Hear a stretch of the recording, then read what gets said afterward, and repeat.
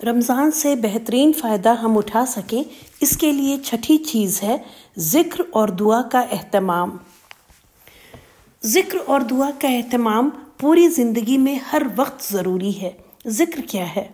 ہر وہ کام جو اللہ تعالیٰ کو محبوب ہے ذکر ہے، خواہ دل سے ہو یا زبان سے یا اعضاء یا جوارح سے۔ روزہ بھی ان معنوں میں ذکر ہے، بھوک پیاس بھی ذکر ہے، اور تلاوت قرآن خصوصاً نماز میں تو ہے ہی ذکر کی بڑی اعلیٰ اور عرفہ صورت۔ لیکن رمضان المبارک میں زبان سے ذکر یعنی کلمات کا ذکر اور ورد دعا کا اہتمام بہت ضروری اور نافع ہے۔ یہ نفل ہے مگر ثواب فرض کا پاتا ہے، اس سے غفلت دور ہوتی ہے اور رمضان کی خیر و برکت حاصل کرنے پر توجہ مرکوز رکھنے میں آسانی ہوتی ہے۔ رمضان المبارک میں الحمدللہ، سبحان اللہ، لا الہ الا اللہ، اللہ اکبر، سبحان اللہ و بحمدہ، سبحان اللہ العظیم، لا حول ولا قوت الا باللہ، استغفر اللہ و اتوب الیہ جیسے کلمات کا ورد کثرت سے کیجیے تاکہ زبان اللہ کی یاد سے تر رہے۔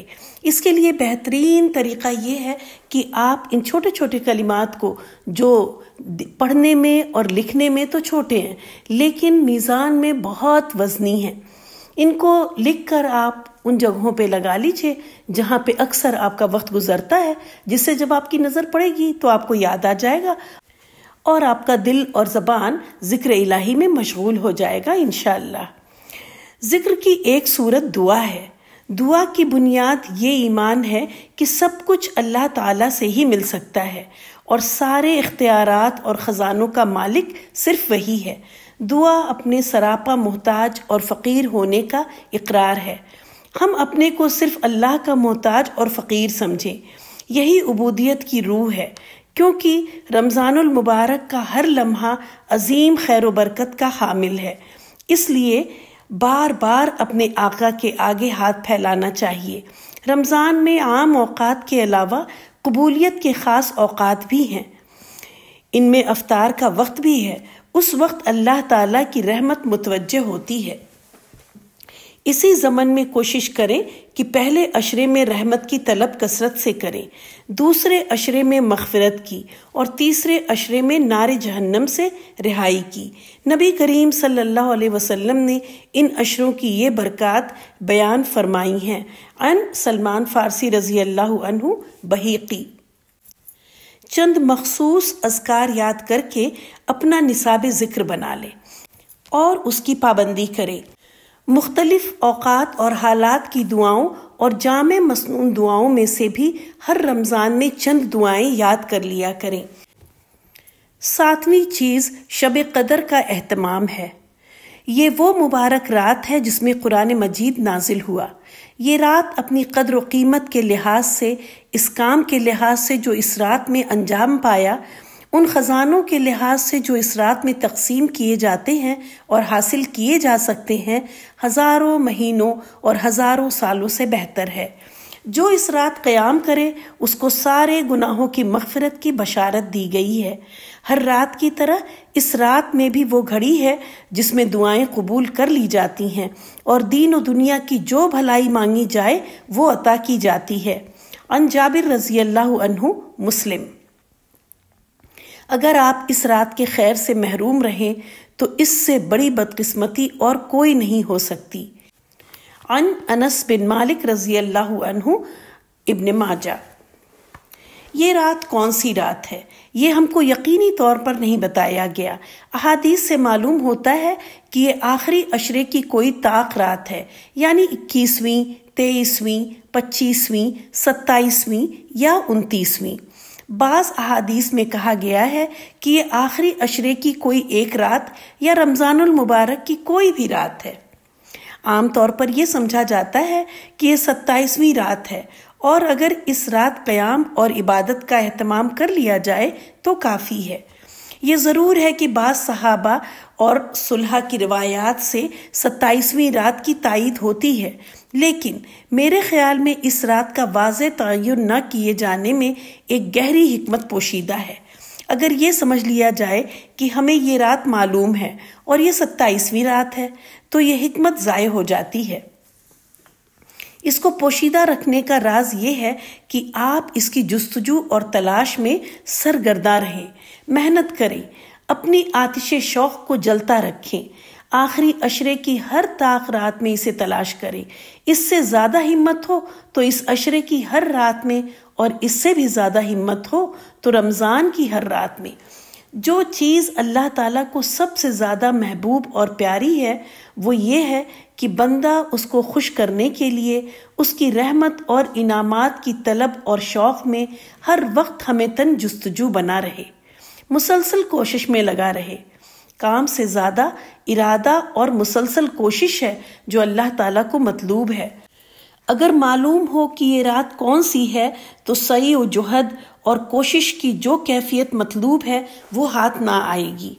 اس رات کے قیام سے وہ سارا خیر و برکت تو حاصل ہوگا ہی جو کسی بھی رات کے قیام سے حاصل ہوتا ہے، لیکن ایک طرف تو اس عام خیر و برکت میں کئی گنا اضافہ ہوتا ہے، دوسری طرف مزید خیر و برکت کے دروازے بھی کھول دیے جاتے ہیں۔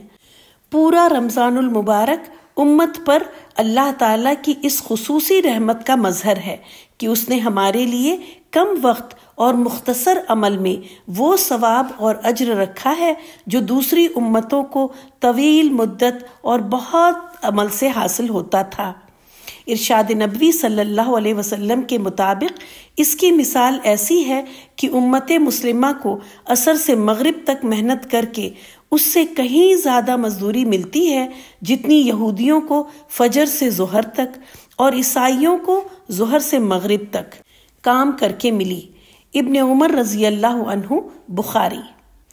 شب قدر ہمارے رب کی اس خصوصی رحمت کا سب سے بڑا ثبوت ہے، چنانچہ آپ کمر اور ہمت کس لیجئے، کوشش کیجئے کہ کم سے کم آخری عشرے کی ہر طاق رات اللہ کے حضور قیام و صلاۃ، تلاوت و ذکر، دعا و استغفار میں گزاریں۔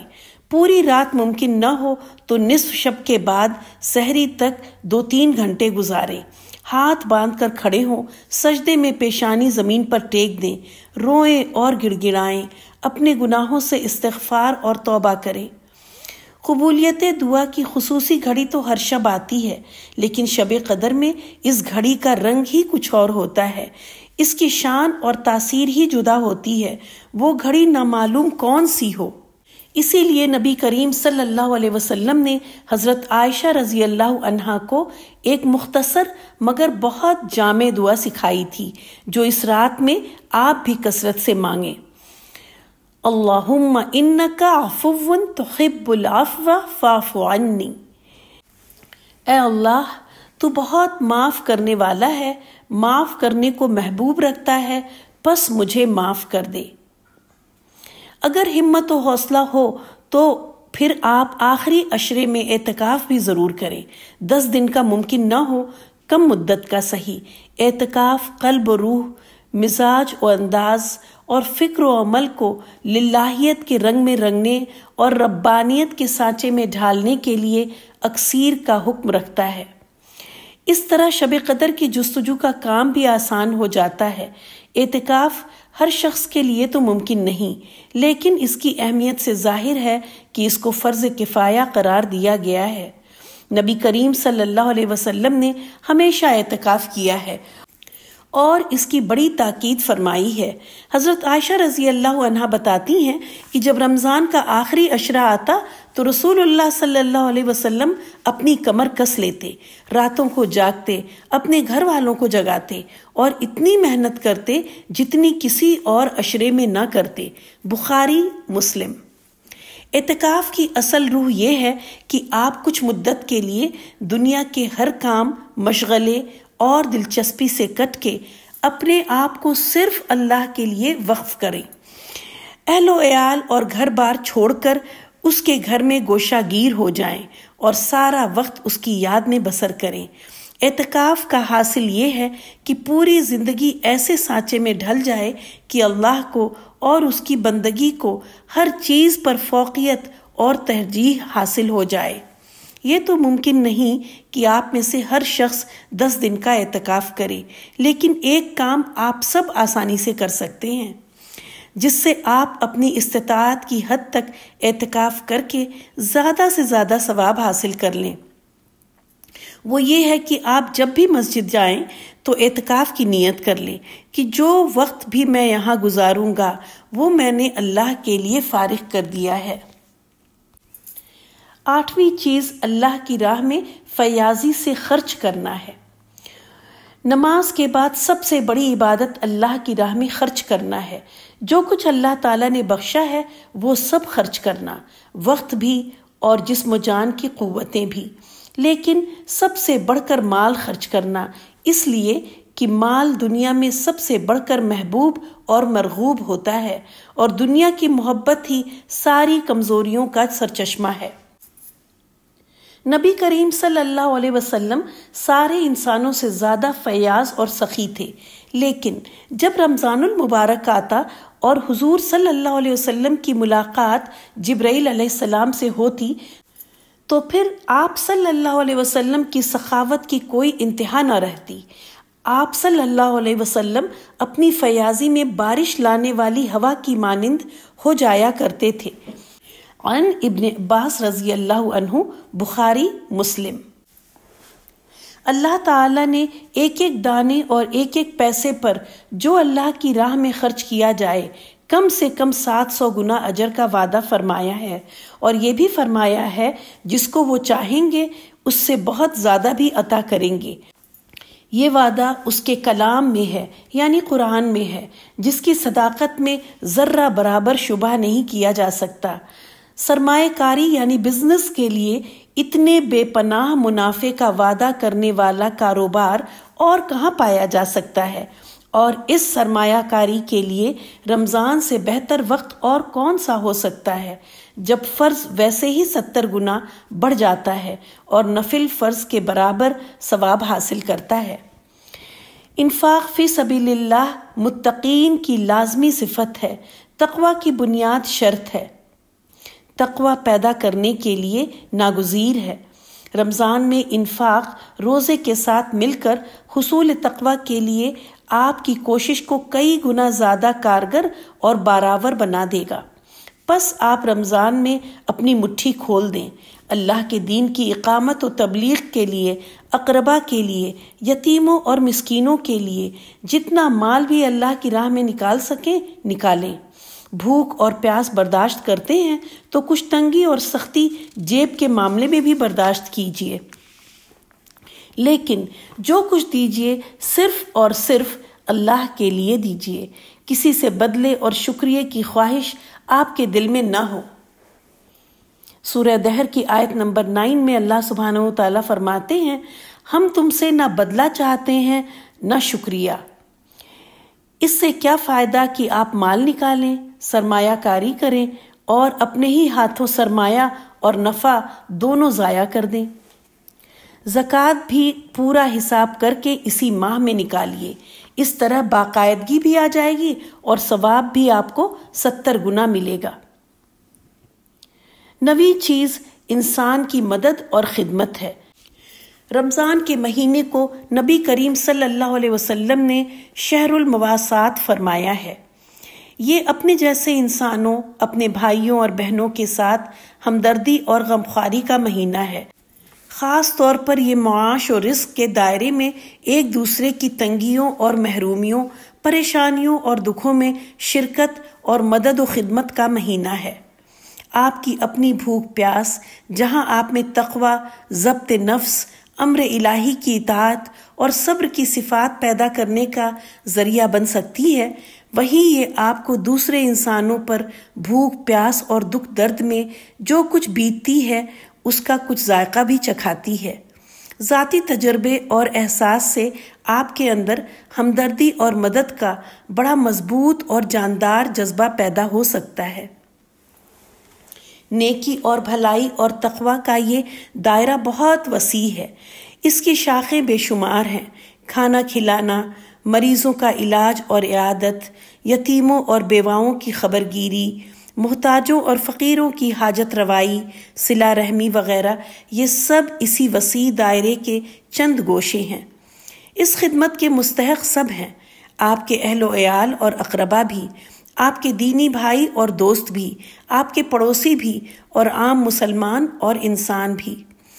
ہمدردی کے اس ہمگیر کام کی طرف مسلسل توجہ پیدا کرنے اور قائم رکھنے کے لیے نبی کریم صلی اللہ علیہ وسلم نے روزے دار کو افطار کرانے کی بڑی ترغیب دی ہے۔ فرمایا، جو شخص اس مہینے میں کسی روزے دار کو افطار کرائے تو اس کے لیے گناہوں سے مغفرت اور دوزخ کی آگ سے رہائی ہے۔ اس کو اتنا ہی ثواب ملے گا جتنا روزے دار کو، اور اس سے روزے دار کے ثواب میں کوئی کمی نہیں آئے گی۔ صحابہ رضی اللہ عنہم نے کہا، اے اللہ کے رسول صلی اللہ علیہ وسلم، ہم میں سے سب کے پاس تو اتنا سامان نہیں ہوتا کہ روزے دار کو افطار کرائے۔ فرمایا، اللہ تعالیٰ یہ ثواب اس کو بھی عطا کرتا ہے جو ایک گھونٹ دودھ، ایک کھجور یا پانی کے ایک گھونٹ سے کسی روزے دار کو افطار کرائے۔ پھر فرمایا، جو کسی روزے دار کو پیٹ بھر کھانا کھلائے تو اللہ تعالیٰ اس کو میرے حوض سے ایسا سیراب کرے گا کہ پھر اسے کبھی پیاس نہ لگے گی، یہاں تک کہ وہ جنت میں داخل ہو جائے۔ عن سلمان فارسی رضی اللہ عنہ، بحیقی۔ اس لیے اس مہینے میں خاص اہتمام کیجیے کہ آپ اپنے بھائی بہنوں کے کام آئیں، بھوکوں کو کھانا کھلائیں، ضرورت مندوں کی ضرورت رفع کریں، سائل اور محروم کو اپنے مال میں سے ان کا حق دیں۔ اس بات کو یاد رکھیے کہ گناہوں کی مغفرت، جہنم سے رہائی، حوض کوثر سے سیرابی، جنت میں داخلہ جیسے انتہائی عظیم انعامات مخلوق خدا کی خدمت سے ملتے ہیں۔ ان کو ایذا رسانی سے نماز، روزے اور صدقات کے بڑے بڑے ڈھیر ضائع ہو جاتے ہیں۔ خدمت چھوٹی سی ہو یا بڑی، اس سے کوئی فرق نہیں پڑتا۔ جو آپ کے پاس ہو اور دے سکتے ہو وہ دے دیں، جو آپ کر سکتے ہو وہ کر دیں۔ کسی چھوٹی سے چھوٹی چیز کو حقیر اور کم نہ جانیے۔ ایک وقت کا کھانا ہی ہو، ایک گلاس پانی ہی ہو، 1 روپیہ ہی ہو، ایک اچھی بات ہی ہو، ایک سفارش ہی ہو، ایک پیاسے کتے کی پیاس بجھانا ہی ہو، یہ سب کام آپ کو جنت میں پہنچا سکتے ہیں۔ 10ویں چیز قرآن اور خیر کی طرف بلانا ہے۔ آپ بآسانی سمجھ سکتے ہیں کہ کسی انسان کی سب سے بڑی خدمت اور اس کے ساتھ سب سے بڑی ہمدردی اس کے علاوہ کچھ نہیں ہو سکتی کہ آپ اسے اللہ تعالیٰ کے غضب اور اس کی آگ سے بچا کر اس کی رضا اور اس کی جنت سے ہمکنار کر دیں۔ دنیا کی بھوک پیاس دنیا کی زندگی کے ساتھ ختم ہو جائے گی، یہاں کا ہر دکھ درد گزر جائے گا، مگر آخرت کی بھوک پیاس کبھی ختم نہ ہوگی۔ وہاں کے دکھ درد سے کبھی نجات نہ ملے گی، وہاں کا کانٹوں کا کھانا اور لہو پیپ اور کھولتے ہوئے پانی کے گھونٹ ہمیشہ کا مقدر بن جائیں گے۔ اس لیے جس خدمت سے کسی کے لیے وہاں کی بھوک پیاس بجھنے کا سامان ہو، اسے وہاں کے دکھ درد سے نجات مل جائے، وہی خدمت اس کی سب سے بڑی خدمت ہے۔ روزے دار کو افطار کرانے سے اس کے روزے کا ثواب آپ کو ملے گا، مگر اسی طرح کسی کو نیکی اور بھلائی کی راہ پر لگا دینے سے تو اس کی نیکیوں اور بھلائیوں کا سارا ثواب آپ کو ملے گا۔ آپ سوچیں تو یہ کبھی نہ ختم ہونے والا سلسلہ ہے ثواب کا۔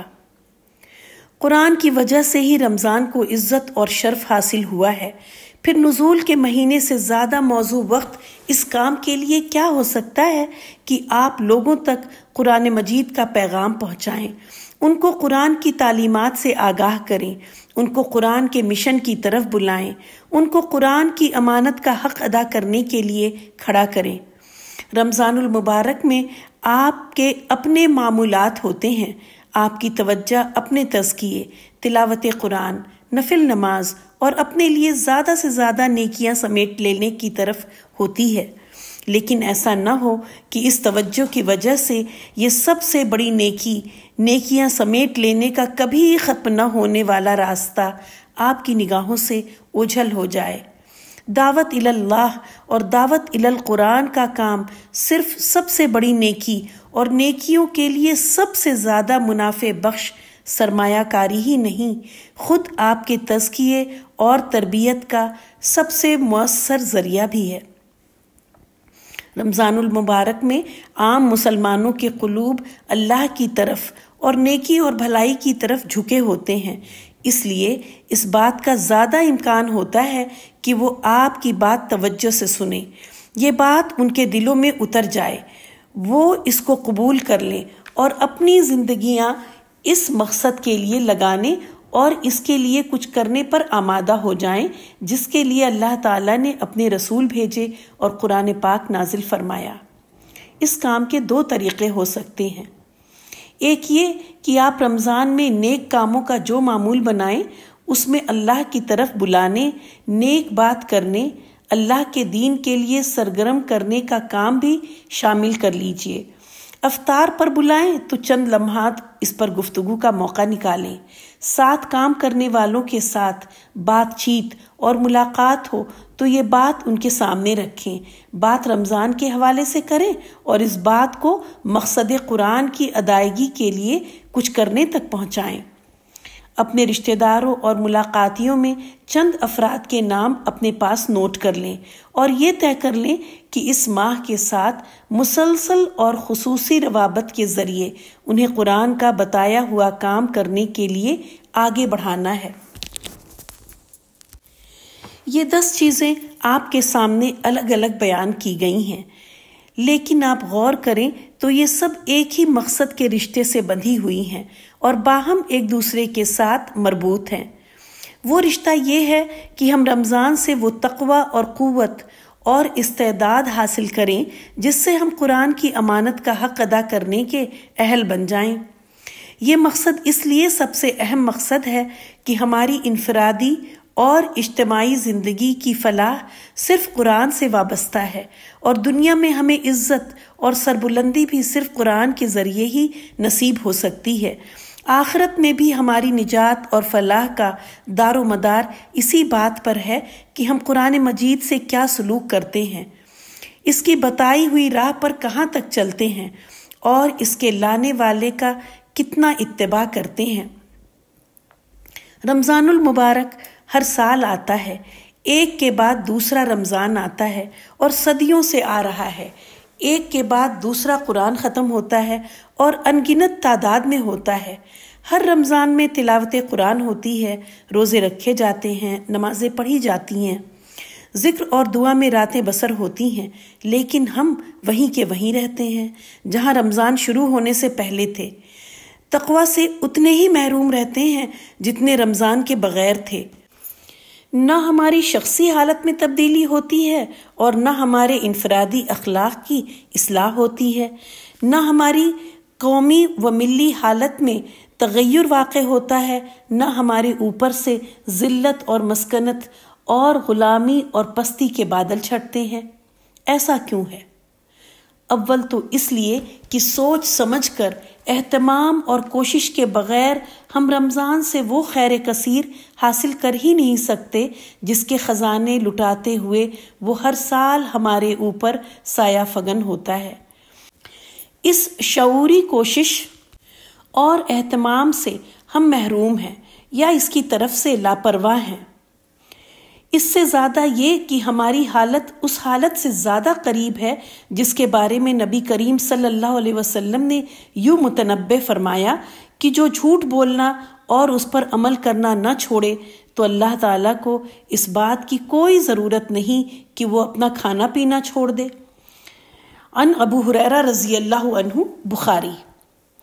اللہ کو اپنا رب کہنا، محمد صلی اللہ علیہ وسلم کو اس کا رسول ماننا، قرآن مجید کو اللہ کی کتاب تسلیم کرنا، پھر نہ یہ جاننے کی کوشش کرنا کہ یہ سب ہم سے کیا کہتے ہیں، نہ اس پر عمل کرنا، آخر یہ سب جھوٹ اور جھوٹ پر عمل نہیں تو اور کیا ہے۔ منافق رسول اللہ صلی اللہ علیہ وسلم کے پاس آتے اور کہتے کہ آپ اللہ کے رسول ہیں۔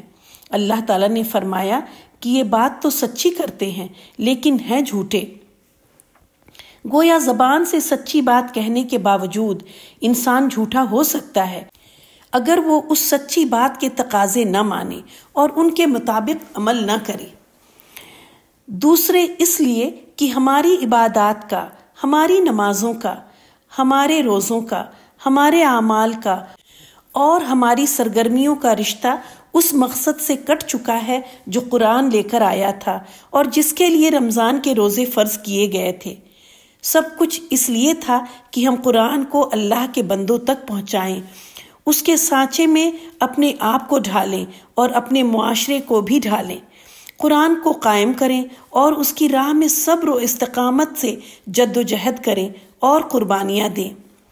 رمضان المبارک کا مہینہ ہر بار پھر یہ پکارتا ہوا آتا ہے کہ آؤ اور جانو کہ اللہ تعالیٰ نے قرآن مجید میں تم سے کیا کہا ہے۔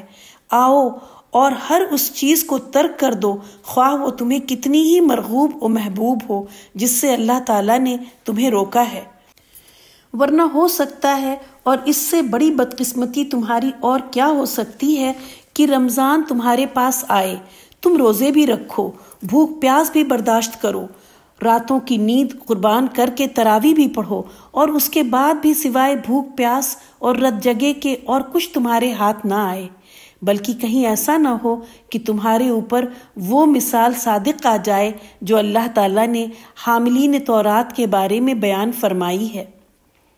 سورہ الجمعہ کی آیت نمبر 5 میں اللہ سبحانہ و تعالیٰ فرماتا ہے، جن لوگوں پر تورات کی امانت کا بار رکھا گیا پھر انہوں نے اس امانت کو نبھانے کا حق ادا نہ کیا، ان کی مثال ان گدھوں کی طرح ہے جو اپنی پیٹھ پر کتابوں کا بوجھ اٹھائے پھرتے ہوں۔ یا کہیں اللہ کے رسول صلی اللہ علیہ وسلم رمضان اور قرآن کے حوالے سے اللہ تعالیٰ کی عدالت میں ہمارے خلاف دعویٰ لے کر کھڑے نہ ہو جائیں۔ سورہ الفرقان کی آیت نمبر 30 میں اللہ سبحانہ وتعالیٰ فرماتا ہے، اور رسول کہے گا، اے میرے رب، میری قوم نے اس قرآن کو متروک و مہجور کر چھوڑا تھا۔ اللہ تعالی ہم سب کو رمضان المبارک میں وہ تقوی حاصل کرنے کی توفیق عطا فرمائے جس سے ہم قرآن مجید کی ہدایت کے مستحق ہوں۔ ہم قرآن کا علم حاصل کریں، اس پر عمل کریں۔ اللہ تعالی ہمیں قرآن کا پیغام لے کر کھڑا ہونے اور اس کو قائم کرنے کے لیے کوشش کرنے کی ہمت، حوصلہ، عزم اور شوق و ولولہ عطا فرمائے۔ آمین آمین یا رب العالمین۔